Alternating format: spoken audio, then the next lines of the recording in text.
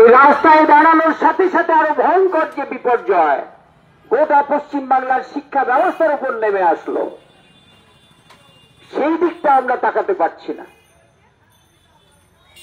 High school, উচ্চ মাধ্যমিক school, নদরপাড়া high school,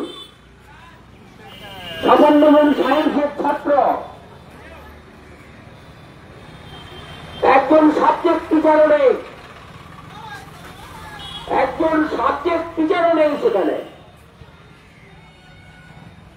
তাহলে যে অভিভাবকরা ৫৬ জন ছাত্রকে সেই স্কুলে সায়েন্সে ভর্তি করালেন, তাদের পরিণতি কি হবে? এ নিয়ে শিক্ষা দপ্তর থেকে শুরু করে আপৎকালীন যে জরুরি ভিত্তিতে যে পদক্ষেপ নেওয়ার কথা, কোথায়?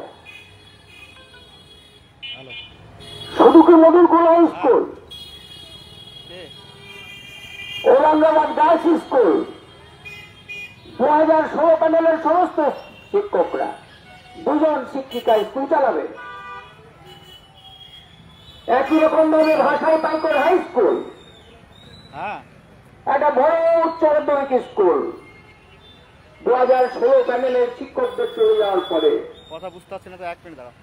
6-7 জন শিক্ষক, 36 জন শিক্ষক চাকরি হয়েছে অঞ্জনপুর হাই স্কুলে। লাইভ চলছে আমি এবং গোটা পশ্চিম বাংলা, আমি যে স্কুলে শিক্ষক হতে পারি সেই স্কুলের 19 জন শিক্ষক গেছে, অঞ্জনপুর হাই স্কুলের 19 জন। তাহলে গোটা পশ্চিম বাংলার যে শিক্ষা পরিকাঠামো, আমরা এই পরিকাঠামোর কি হবে? বাস স্ট্যান্ড দিয়ে শুরু করেছি আমরা। আমাদের আশঙ্কা তার মধ্যে মেন জায়গাতে জাতীয় শিক্ষানীতি এবং রাজ্য শিক্ষানীতিকে বাস্তবায়নের জন্য আজকে শিক্ষকদের বলিভাটা করা হচ্ছে এবং খুবই পরিকল্পিত ভাবে। যে একটা কথা সর্বস্তরের মানুষ বলেন যে একজন সৎ ব্যক্তিও যাতে শাস্তি না পায়, যদি একজন চোর ছাড়া পাক, 1000 চোর ছাড়া পাক, একজন সৎ ব্যক্তি যেন শাস্তি না পায়। আমি সিনিয়র টিচার হিসেবে বলছি, 2016 প্যানেলের শিক্ষকদের কাছে যতগুলো কাগজ আছে, কনস্টিটিউশনাল বডি মধ্যশিক্ষা পর্ষদ, উচ্চ মাধ্যমিক শিক্ষা সংসদ কনস্টিটিউশনাল বডি,